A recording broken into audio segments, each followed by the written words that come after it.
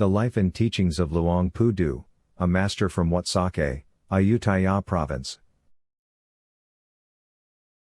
Luang Pu Doo Prama Panyo was a highly revered Thai monk who resided at Wat Sakae Temple in Ayutthaya province. Born on April 29, 1904, and passing away on January 17, 1990, Luang Pu Doo was renowned for his expertise in teaching vipassana meditation. He was known for his compassionate and inclusive nature, welcoming all disciples without discrimination. A unique characteristic of Luang Pu Doo was his practice of distributing small, unbaked clay amulets as aids for meditation. His most famous creation was the Pra Nuer Prum amulet. Despite receiving numerous invitations to visit other temples, Luang Pu Doo chose to remain at Wat Sakae from 1957, at age 53, onwards. He believed that his absence would discourage devotees who traveled great distances to see him. Even in his old age and declining health, he remained steadfast in his commitment to his disciples, prioritizing their spiritual well-being over his own comfort. His unwavering patience, compassion, and dedication to the Dharma made him a deeply respected figure in Thai Buddhism. Luang Pu Doo Prama Panyo was born into the No Sri family on April 29, 1904, corresponding to Visakha Puja Day, at Bon Khao Mau village in Uthai district, Ayutthaya province. His birth name was Doo. He was the youngest of 3 siblings, with 2 older sisters named Thongkham Sunimit and Samphong Ku Sun. The early years of Luang Pu Doo's life were difficult. He lost both his parents at a young age. A family anecdote recounts a miraculous event during his infancy. While his parents were making traditional Thai desserts, baby Doo rolled off a porch into a pond. He miraculously floated on the water until the family dog came to his aid. This event led his mother to believe that he was destined for great things. When Luang Pu Doo was a young orphan, his grandmother and older sister raised him. He received his early education at Wat Klong Klong Srabua, Wat Pradu Songtham, and Wat Ni Wet Tham Prawat. At the age of 21, on May 10, 1925, Luang Pu Doo was ordained as a monk at Wat Sakae Temple. His preceptor was Luang Pho Klan, the abbot of Wat Priya T Kuraram. Luang Pho Day, the then abbot of Wat Sakae, served as his Dharma teacher, and Luang Pho Chai from Wat Klong Klong Srabua was his attendant. He received the Dharma name Prama Panyo. At Wat Pradu Songtham, where well-known monks like Jiao Kun Nuang, Pra Kru Cham, and Luang Pho Rod taught him the Pali Canon in his early years as a monk, Luang Pu Doo studied it. For meditation practice, he studied under his preceptor, Luang Pho Klan, and Luang Pho Pha, a close disciple of Luang Pho Klan who was also his uncle. After Luang Pho Klan passed away, Luang Pu Doo continued his studies with Luang Pho Pha. He also studied various scriptures and traveled to Suphanburi and Saraburi provinces to learn from other accomplished monks. Around November 1943, Luang Pu Doo embarked on a forest retreat from Ayutthaya, aiming for the jungles of Kanchanaburi. He visited sacred sites such as Pra Phut the Chayo and the Buddhist footprints in Saraburi. He continued his journey through Singburi and Suphanburi before reaching Kanchanaburi, where he practiced meditation in various forests and caves. Luang Pu Doo often recounted his experiences during these retreats. Initially, his motivation was not solely focused on attaining enlightenment but also on acquiring various supernatural powers. However, after realizing the futility of such pursuits, he redirected his efforts towards genuine spiritual growth. During his forest retreats, Luang Pu Doo faced numerous challenges, including wild animals and even hostile individuals. He remained steadfast in his practice, enduring physical hardships and mental challenges. Despite facing various obstacles, he persevered and deepened his understanding of the Dharma. Shortly before 1957, Luang Pu Doo had a significant dream. After evening prayers and personal practices, he fell asleep and dreamt of consuming 3 luminous stars. The stars tasted incredibly sweet, and upon waking, he felt a deep sense of peace and understanding. Reflecting on this dream, Luang Pu Doo realized the 3 stars symbolized the 3 jewels of Buddhism. He recited the 3 refuges with profound devotion, deeply connecting with the core of Buddhist teachings. From that point forward, he emphasized the importance of meditation practice, particularly focusing on the recitation of the 3 refuges. Luang Pu Doo strongly believed in the power of meditation. He often said, "If you're not going to practice, it would be better to just become ashes." Even before the construction of a meditation hall, he graciously allowed his disciples to use his personal quarters for meditation practice, demonstrating his great compassion. Those who had the opportunity to interact with Luang Pu Doo would often witness his skillful guidance. When disciples would complain about others, instead of agreeing with their negative views, he would remind them, "We can't change others, we can only change ourselves." Worrying about external matters is worldly, but working on our own minds is spiritual. In essence, Luang Pu Doo emphasized the importance of cultivating mindfulness in daily life. He strongly encouraged his disciples to diligently practice the core teachings of Buddhism. His repeated advice, "Keep practicing," underscores the unwavering importance of consistent effort on the path to spiritual enlightenment. Beyond his extraordinary patience and persistence, Luang Pu Doo was also a model of humility and modesty. He never boasted or looked down on others. Once, when Sumdij Phuthakan, Senium, of Wat Suthat Thipuraram, who was 1 year his senior in monastic seniority, visited Luang Pu Doo and showed him great respect, Luang Pu Doo returned the gesture by prostrating in return.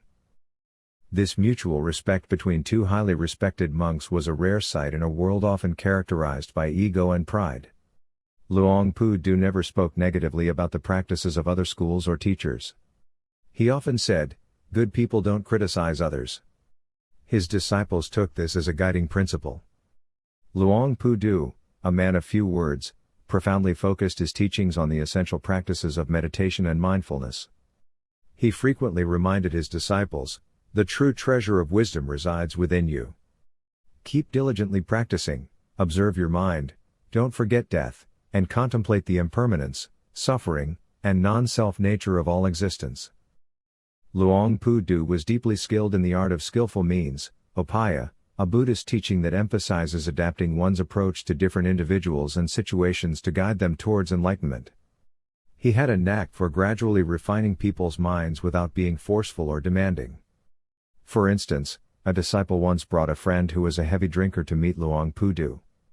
When the friend expressed doubt about practicing meditation, Luang Pu Doo calmly replied, "If you want to drink, go ahead. I won't stop you.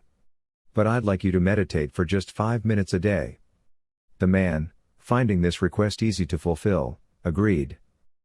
Over time, the man found himself enjoying the peace and tranquility that came with meditation, and he gradually reduced his drinking until he quit entirely. When the man returned to thank Luang Pu Doo, the master said, "Remember, you're doing this for yourself, not for me." This simple reminder reinforced the man's commitment to his practice. In another instance, a fisherman who came to pay his respects was hesitant to take the 5 precepts due to his occupation. Luang Pu Doo compassionately replied, "How can you know when you'll die? On your way home, a snake might bite you. It's better to have the precepts now, even if you break them later. Having them is better than not having them at all." Luang Pu Doo not only encouraged his disciples to cultivate good qualities but also emphasized the importance of preserving and nurturing these qualities. He often used the analogy of a planted Dharma tree, cautioning his disciples to protect it from the pests of greed, anger, and delusion. Life is unpredictable, virtue is always beneficial. When 2 of his disciples desired to study with another renowned monk, Luang Pu Doo wholeheartedly supported them, demonstrating his selfless nature. However, when a disciple exhibited excessive reverence for another teacher, Luang Pu Doo gently reminded him that personal practice was paramount. Luang Pu Doo had a simple and engaging teaching style that made his Dharma talks easy to follow. He was skilled at using analogies to explain complex concepts, making them accessible to everyone. Although he often described himself as a simple country monk with little knowledge, his disciples knew that he had an uncanny ability to speak directly to their hearts. Moreover, his dignified and inspiring demeanor commanded great respect. Those who met him in person, especially those who had the opportunity to engage in Dharma discussions with him, were deeply moved and inspired. Luang Pu Doo often commented on the spiritual state of people in his time, saying, "In today's world, worldly affairs are vast like the earth, while the Dharma is as small as the tip of a needle. We're so caught up in worldly matters, it's like a monkey trapped in a cage. We can't change the world, but we can change ourselves. We must use our own minds to guide ourselves. He encouraged his disciples to use their life experiences as opportunities for self-reflection and growth. For instance, if they witness someone behaving virtuously, they should use it as an example to follow. Conversely, if someone makes a mistake, they should reflect on it and learn from it. Luang Pu Doo believed that both positive and negative experiences could be valuable teachers. His teaching approach was tailored to the individual.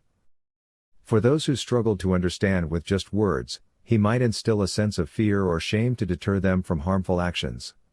For those with a more gentle nature, he would use a softer approach. Sometimes he would encourage boldness, inspiring his disciples to be courageous in doing good deeds and uprooting their defilements. Other times, he would instill a healthy fear of the negative consequences, such as the suffering that arises from breaking the precepts. He strongly emphasized the profound importance of faith, encouraging his disciples to cultivate unwavering belief in the Buddha, Dharma, and Sangha and to deeply understand the immutable law of karma. As he often said, "Do you believe it? If you truly believe and practice, it will be real. The truth exists, but if you don't truly believe, you won't see it." Luang Pu Doo emphasized consistent practice, saying, "Whether you're diligent or lazy, keep practicing. As long as you're still eating, you should still practice." His teachings went beyond mere meditation. Luang Pu Doo encouraged mindfulness in all aspects of life, emphasizing impermanence, suffering, and non-self. He often pointed to the body as an example, explaining how it is constantly changing and decaying. He taught that suffering can lead to wisdom. Luang Pu Doo exemplified a simple, solitary life. He lived modestly, eschewing luxury. Even for bathing, he never used soap. It was a marvel that, despite this, his attendants never detected any unpleasant odors in his living quarters. Many people offered him various items and amenities, most of which he declined, accepting only those that were deemed necessary and would not compromise his monastic status. Any excess offerings were donated to the Sangha. Similarly, he would distribute alms and donations to rural temples in need. Luang Pu Doo consistently donated any offerings he received to the Sangha. Even personal donations for his medical care were contributed to funds for public welfare projects such as schools and hospitals. Luang Pu Doo was a common country monk with no formal education, but his followers held him in high regard as a highly accomplished monk. His peaceful, simple, and joyful demeanor, coupled with his deep understanding of the Dharma, made him a spiritual guide for many.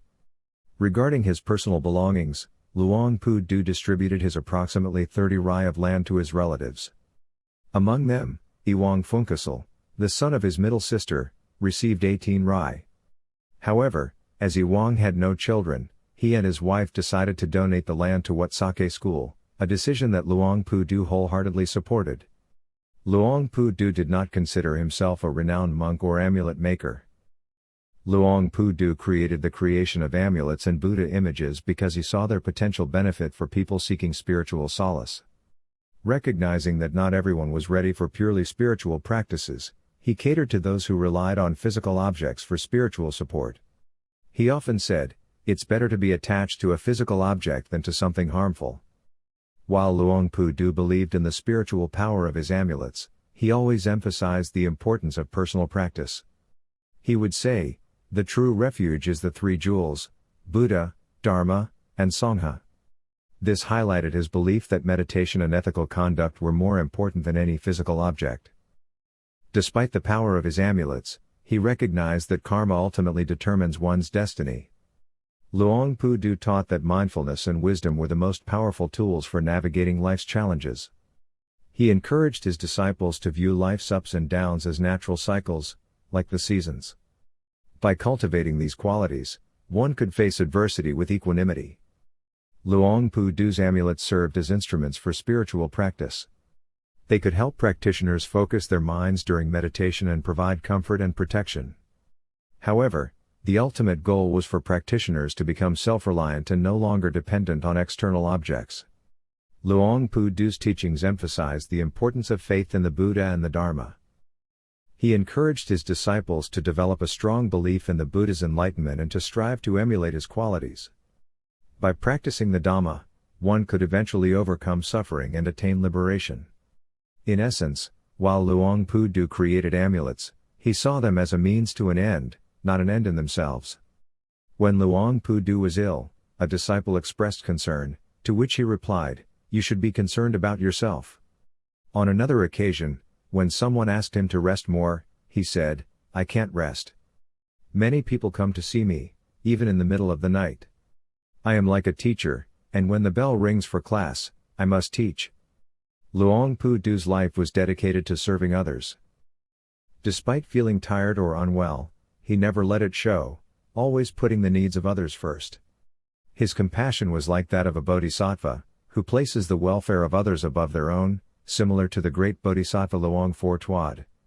Luang Pu Doo stopped accepting invitations to visit other temples before 1947, at the age of 43. He would see visitors every day in front of his kuti, from morning to night. Even when he was unwell, he would continue to see people, often listening to his disciples reading the Dharma. Luang Pu Doo ate only one meal a day until his late years, when his disciples persuaded him to eat 2 meals due to his age and the increasing number of visitors. Despite his age, he continued to see visitors every day, offering guidance and comfort to those who sought him out. Many people came to see Luang Pu Doo for various reasons: to pay their respects, to seek advice, to request amulets, or simply to see him. Some came with health problems, hoping for a blessing or a miracle. Others came with unrealistic expectations, hoping for quick riches. Luang Pu Doo was like a father to all his disciples. He was seen as a spiritual mentor and a source of great compassion. He received everyone with equal kindness and warmth, regardless of their social status. He would discourage anyone from acting as a gatekeeper to control who could see him, even if their intentions were good. He knew that many people traveled far to seek his guidance and didn't want anyone to be turned away. This boundless compassion was a blessing for all his disciples. Whenever someone sought his guidance on meditation, he would patiently and kindly engage in Dharma discussions. Sometimes, a simple greeting or a cup of tea was enough to bring great joy and comfort to his disciples.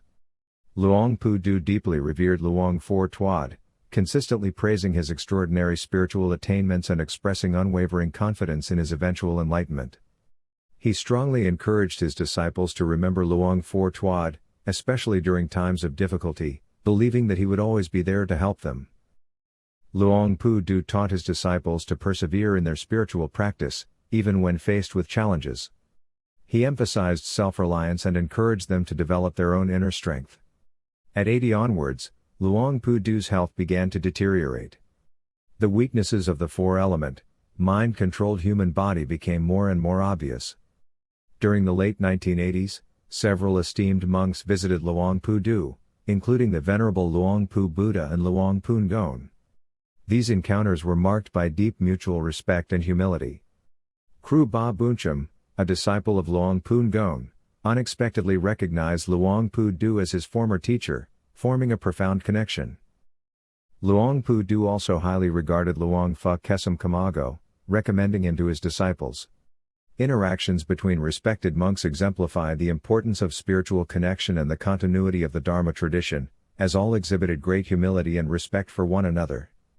Despite his significantly declining health, a large number of disciples and lay devotees continued to visit him. With unwavering determination to endure until the very end, Luang Pu Doo bore his suffering with immense patience. Even when his illness became severe, he continued to see his devoted followers. Those who cared for him recounted that he would sometimes have to support himself with trembling hands and watery eyes, but he never complained. In his later years, he was diagnosed with a leaky heart valve, but he refused to be hospitalized. He often said, "In the past, I sought pleasure. Now that I've experienced enough, I'm prepared for anything. At most, I'll just die." There were times when he would fall while getting up to see his devotees, a daily routine he had maintained for years. Despite his declining health, he would wake up around 3 or 4 a.m. to perform his morning rituals before seeing his devotees. Towards the end of 1982, at 78, Luang Pu Doo often hinted that his time was nearing. In his final years, Luang Pu Doo's teachings were most profound, not through his words but through his actions. His endurance and patience were an embodiment of the Buddha's teachings on forbearance. Few people realize the physical discomfort he endured while sitting on a hard wooden floor, greeting visitors with a warm smile every day. Only when attendants helped him with a wound did they realize the extent of his suffering. This passage highlights Luang Pu Doo's extraordinary patience and compassion. Even in the face of illness and pain, he continued to serve others, demonstrating selfless service even when ill. He was a perfect teacher, just as the Buddha taught, teach others as you yourself would practice. Luang Pu Doo embodied the concept of anatta, non-self, so completely that his disciples could witness firsthand the impermanence of all things. Even as his body aged and weakened, he showed no signs of attachment or fear of death. On the afternoon before his passing, an Air Force officer visited him for the first time. Luang Pu Doo greeted him with a radiant smile, and his disciples noticed that he seemed unusually happy. He said, "Now I can finally be free from sickness and pain." Little did they know that he was bidding farewell to one of his disciples. That night, another group of disciples visited, unaware that it would be their last. Luang Pu Doo calmly informed them, "There's not a single part of my body that doesn't experience significant pain. If I were anyone else, I would be in the ICU."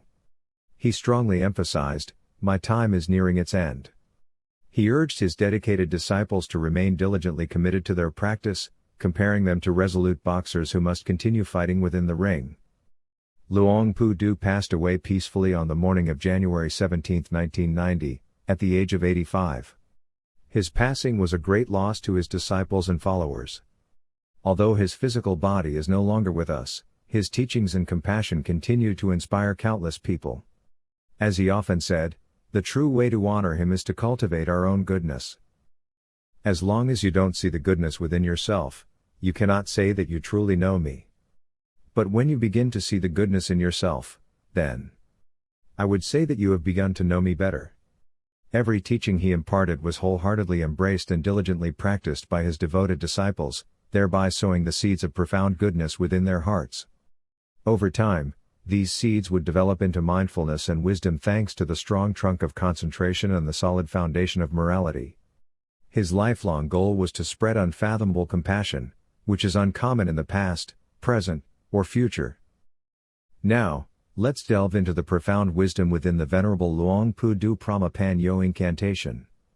It is believed that regularly reciting this kata will bring good business, a prosperous and blessed life, and the fulfillment of all your heart's desires. Now let us chant the preliminary prayer. Before chanting to any Thai Buddhist statue or amulet, first, chant 3 times of this initial mantra. Namo tassa bhagavato arahato samma sambuddhassa. นะโมตัสสะภะคะวะโตอะระหะโตสัมมาสัมพุทธัสสะนะโมตัสสะภะคะวะโตอะระหะโตสัมมาสัมพุทธัสสะนะโมตัสสะภะคะวะโตอะระหะโตสัมมาสัมพุทธัสสะ นะโมโพธิสัตโตพรหมปัญโยนะโมโพธิสัตโตพรหมปัญโยนะโมโพธิสัตโตพรหมปัญโย Luang Pu Doo was a true father figure to his disciples, offering guidance, support, and a sense of belonging. His compassion and kindness touched the hearts of all who knew him. May his spirit continue to bless us all.